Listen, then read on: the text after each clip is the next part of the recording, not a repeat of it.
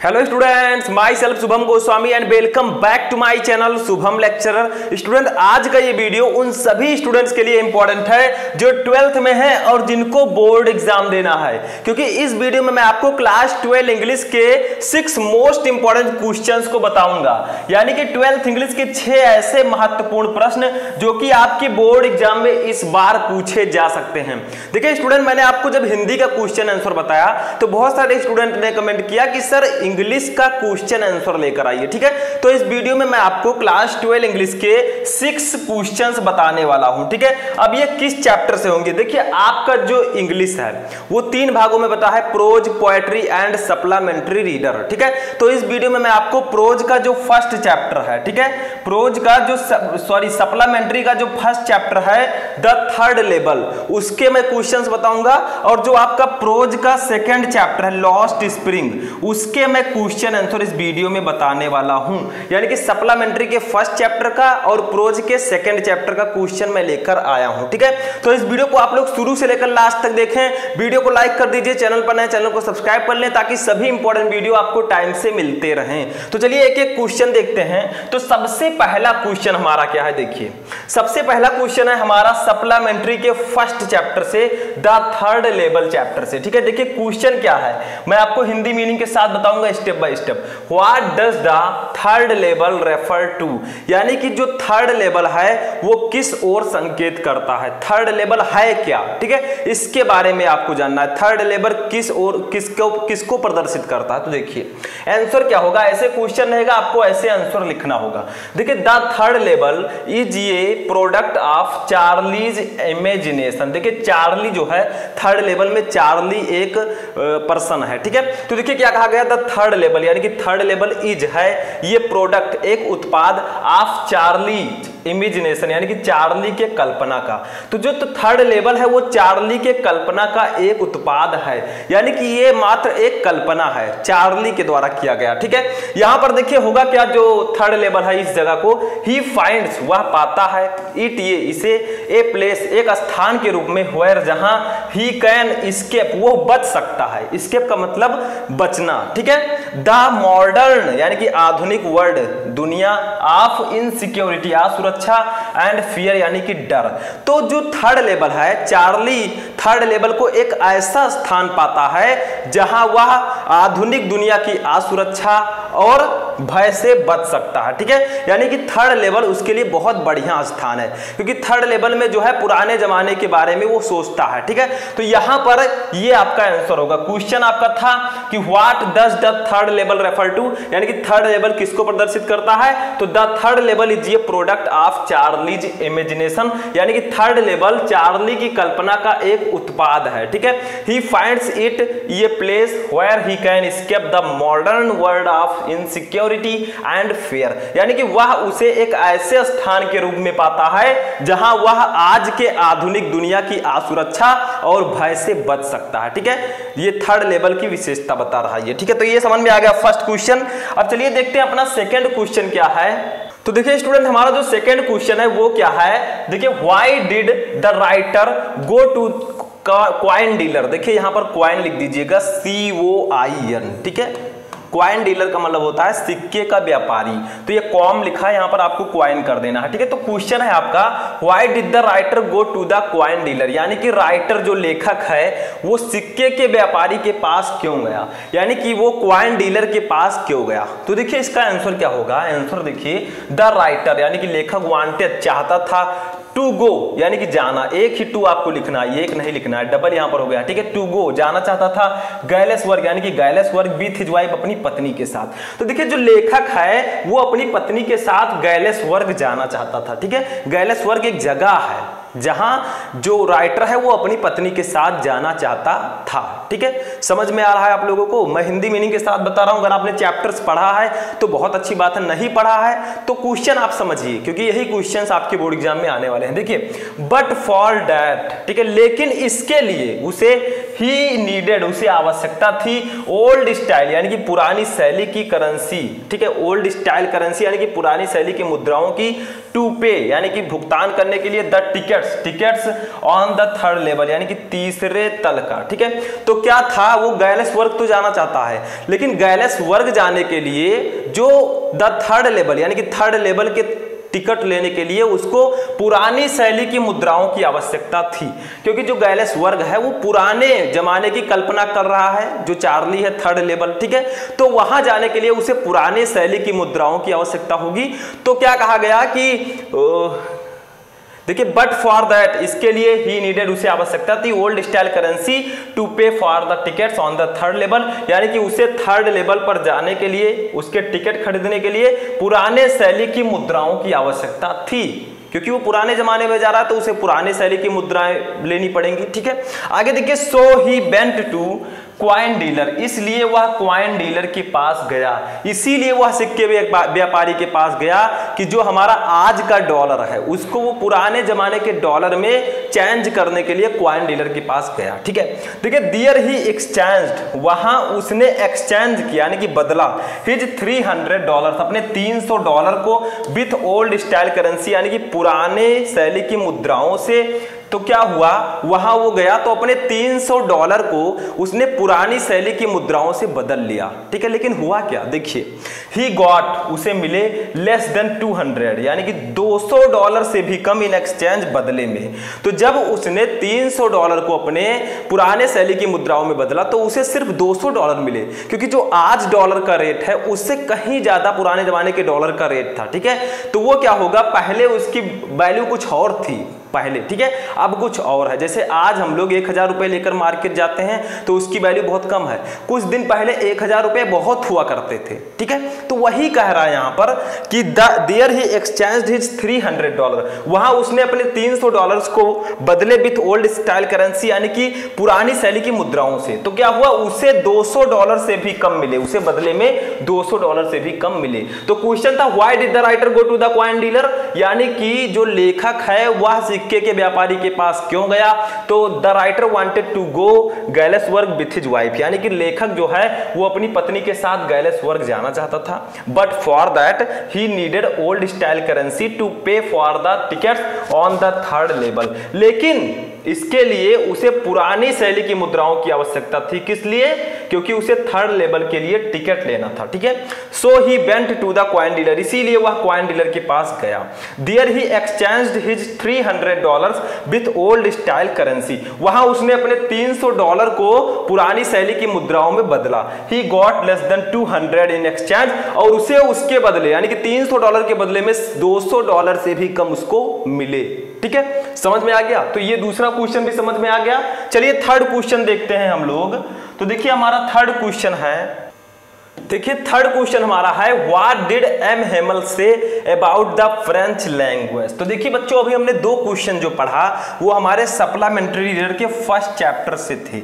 अब जो क्वेश्चन हम तीसरा पढ़ेंगे ये हमारे जो प्रोज है, ठीक है, उसके फर्स्ट चैप्टर से है, ठीक है। जो प्रोज है हमारा उसके फर्स्ट चैप्टर का ये क्वेश्चन है, ठीक है, जो कि है what did M Hamel say about the French language. ये द लास्ट लेसन चैप्टर का क्वेश्चन है, यानी कि हमारे प्रोज का जो फर्स्ट चैप्टर है उसका नाम है द लास्ट लेसन, ठीक है। ऐसा मत समझिएगा कि मैं लास्ट लेसन पढ़ाने लगा, ठीक है। तो देखिए, what did M Hamel say about the French language, यानी कि एम हेमल ने फ्रेंच भाषा के बारे में क्या कहा। एम हेमल ने फ्रेंच भाषा के बारे में कुछ कहा, तो उसने क्या कहा, देखिए आंसर देखिए, he called the French, he called French the most beautiful language in the world, यानी कि ही कॉल्ड, उन्होंने कहा फ्रेंच भाषा को द मोस्ट ब्यूटीफुल, यानी कि सबसे सुंदर लैंग्वेज भाषा इन द वर्ल्ड, यानी कि पूरे संसार में।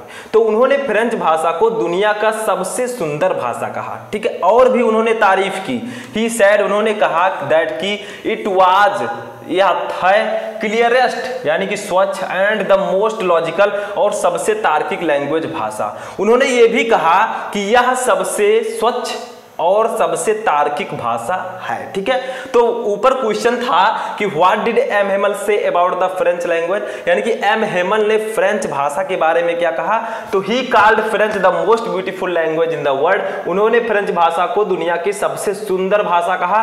ही सेड दैट, उन्होंने कहा कि it was the clearest and the most logical language, यह सबसे स्वच्छ और सबसे तार्किक भाषा है, ठीक है, दुनिया में। तो ये कहा था एमएमएल ने। समझ में आ गया क्वेश्चन? कुछ भी नहीं है, सिर्फ आपको कॉन्सेंट्रेट होकर समझना है कि क्वेश्चन आपको अच्छे से समझ में आ जाएगा। ऐसे देखिए हमारा नेक्स्ट क्वेश्चन आता है, उसको भी अब देख लेते हैं। हमारा 4th नंबर क्वेश्चन है, देखिए why does the author say garbage to them is gold. यानी कि ये क्वेश्चन है हमारे प्रोज के 2nd चैप्टर का, द लॉस्ट स्प्रिंग। ठीक है, तो देखिए क्या है, why does the author garbage them is gold. यानी कि ऑथर लेखक ऐसा क्यों कहता है कि गार्बेज जो कूड़ा करकट है वो उनके लिए सोना है। यानी कि जो कूड़ा करकट बीनने वाले होते हैं, रैग पिकर्स, कूड़ा बीनने वाले, उनके लिए कूड़ा ही सोना होता है। वो कूड़े में कुछ वैल्यूएबल चीजें ढूंढते हैं ताकि उनको कुछ चीज मिल जाए, वो उसको बेचकर उसके बदले में पैसे पा सकें। ठीक है, तो वही चीज यहां पर कहा गया है कि लेखक क्यों कहता है कि कूड़ा करकट उनके लिए सोना है। जो कूड़ा करकट बीनते हैं उनके लिए कूड़ा करकट सोना है, ऐसा क्यों कहा उन्होंने? देखिए आंसर देखिए, garbage is the only means of survival for them.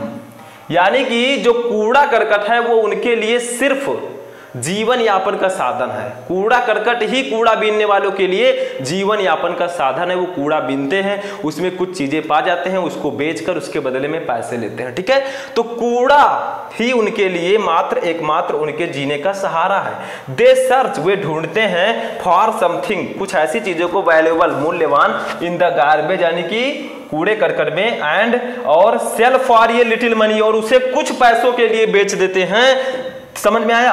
तो क्या करते हैं, they search for something valuable in the garbage, यानी कि वे कूड़े करकट में कुछ मूल्यवान चीजें ढूंढते हैं, एंड सेल फॉर ये लिटिल मनी, और उसे कुछ पैसों के लिए बेच देते हैं। तो जो रैग पिकर्स हैं, कूड़ा बीनने वाले हैं, वो कूड़े करकट में कुछ मूल्यवान चीजें ढूंढते हैं, कुछ वैल्यूएबल चीजें ढूंढते हैं, और उसे कुछ पैसों के लिए, चंद पैसों के लिए उसे बेच देते हैं। ठीक है, तो इसीलिए कहा गया है, देखिए दे pitch their tents, they pitch, वे गाड़ देते हैं, दियर टेंट्स, अपने तंबू को, व्हेरेवर, जहां कहीं भी, दे कैन फाइंड रैग्स, उन्हें कूड़ा करकट मिलता है। ठीक है, तो वे अपने तंबू को वहीं गाड़ देते हैं जहां उन्हें कूड़ा करकट मिलता है। उनका कोई घर नहीं है निजी। ठीक है, वो क्या करते हैं, अपना तंबू लिए रहते हैं, वहीं पर गाड़ देते हैं जहां उन्हें ज्यादा कूड़ा करकट मिलेगा, क्योंकि कूड़ा करकट ही उनके लिए जीवन यापन का एकमात्र साधन है, रैग पिकर्स के लिए। ठीक है, आगे देखिए, सो द ऑथर, इसीलिए लेखक ने राइटली सेज, ठीक ही कहा है, दैट की garbage is no less than gold to the rag pickers, यानी कि जो कूड़ा करकट है वो कूड़ा बीनने वालों के लिए सोने से कम नहीं होता है। ठीक है, क्योंकि कूड़ा करकट बीनने वालों के लिए कूड़ा करकट ही जीवन यापन का एकमात्र साधन होता है।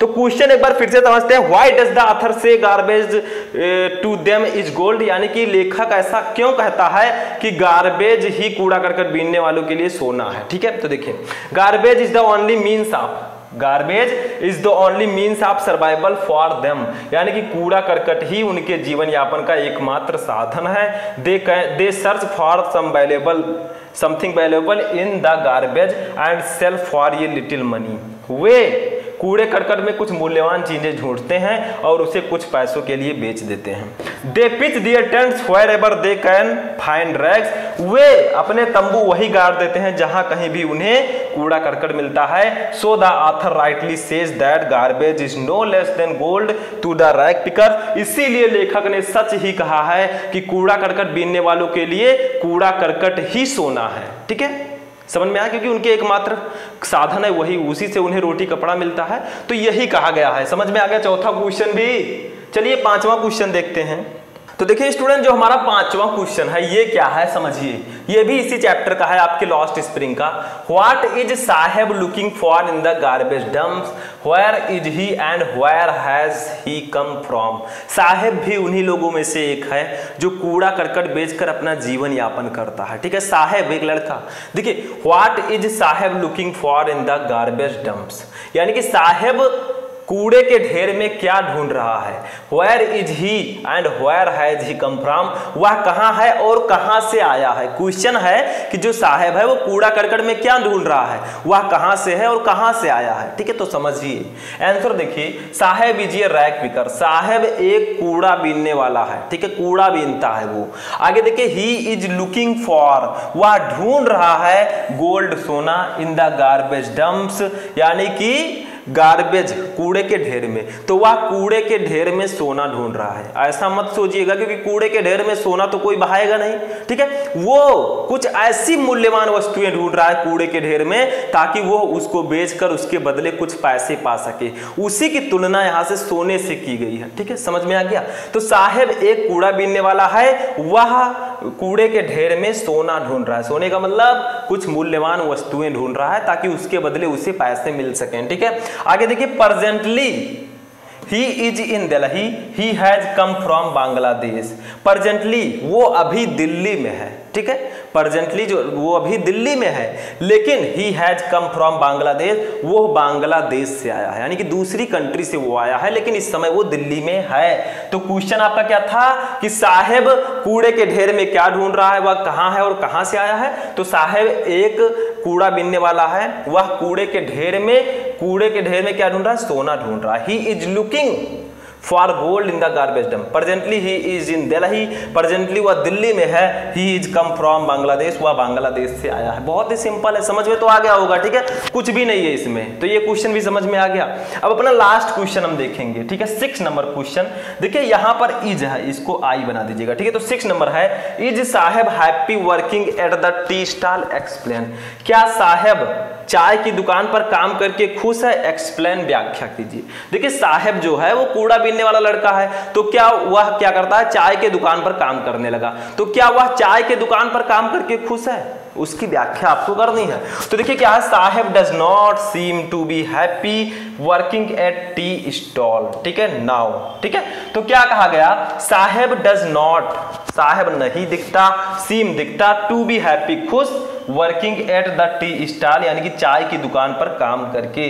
तो साहेब चाय की दुकान पर काम करते खुश नहीं दिख रहा है, वो नहीं चाहता कि मैं चाय के दुकान पर काम करूं, वो खुद का मालिक बनना चाहता है, ठीक है। आगे देखिए, नाउ अभी ही फील्स बाउंड एंड बर्डन्ड, ठीक है। Now he feels bound and burden यानी कि वह अभी खुद को बाध्य और बर्डन का मतलब क्या होगा, बर्डन का मतलब होगा बोझिल, ठीक है। तो now he feels bound and burdened, अब वह खुद को बाउंड एंड बर्डन्ड यानी कि बाध्य और बोझिल महसूस कर रहा है, ठीक है, कि मैं बाध्य हूं, दूसरों के द्वारा बंधा हुआ हूं, मैं बोझिल हूं। तो वह अब खुद को बाध्य और बोझिल महसूस कर रहा है। Saheb is no longer his own master, अब साहेब अपना खुद का मालिक नहीं रहा क्योंकि वो चाय की दुकान पर काम कर रहा है, जैसा मालिक कहेंगे वैसा ही उसे करना होगा, ठीक है। तो यही कहा गया था, आपका क्वेश्चन था कि क्या साहेब चाय की दुकान पर काम करके खुश है, व्याख्या कीजिए। तो Saheb does not seem to be happy